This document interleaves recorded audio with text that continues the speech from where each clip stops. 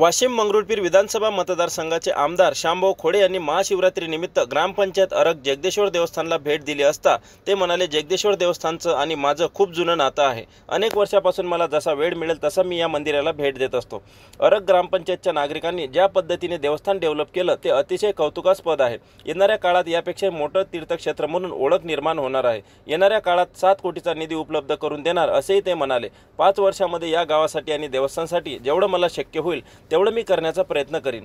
बोलताना ते असेही म्हणाले की गावकऱ्यांनी गावातील राजकारण बाजूला ठेवून गावाचा विकास कसा करता येईल यावर लक्ष केंद्रित करावं। सर, काय सांगाल, आज आमच्या ग्रामपंचायत जगदेश्वरला आपण भेट दिली, काय सांगाल? जगदेश्वर महादेव संस्थानशी माझं खूप जुनं नातं आहे। मी आज इथं 20 वर्षापासून सतत येत आहे। महाशिवरात्रीला येतो, मधामध्ये वेळ भेटला तेव्हा पण येतो।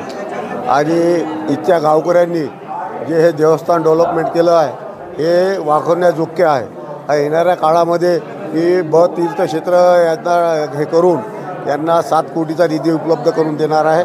आणि या देवस्थानासाठी जितकं मला 5 वर्षामध्ये करता येईल, या गावासाठी जितकं मला 5 वर्षामध्ये करता येईल, काऊन की या गावांनी मला एकतर्फी प्रेम देऊन एकतर्फी मतदान करून मला निवडून आणण्यासाठी खूप मोठा सिंहाचा वाटा घेतला आहे। त्याच्यामुळे या गावकऱ्याची ऋण फेडण्याचा मी 5 वर्ष प्रयत्न करेन। आता तुम्ही बोलताना उल्लेख केला की ग्रामपंचायत अरग जे नवयुवक मंडळी असेल किंवा वरिष्ठ मंडळी असेल, आपल्या प्रचारासाठी त्यांनी खूप रात्रंदिवस मेहनत केली, त्यांच्यासाठी 2 शब्द काय सांगाल? मी त्यांना एवढंच सांगेल की त्यांनी गावाच्या विकासासाठी गावातलं राजकारण ते बाजूला ठेवावं, पहिले गावाचा विकास सगळ्याच्या माध्यमातून करून द्यावा। मी युवकासाठी नवीन एक अत्याधुनिक जिम्स पण इथं देणार आहे काही दिवसामध्ये। धन्यवाद।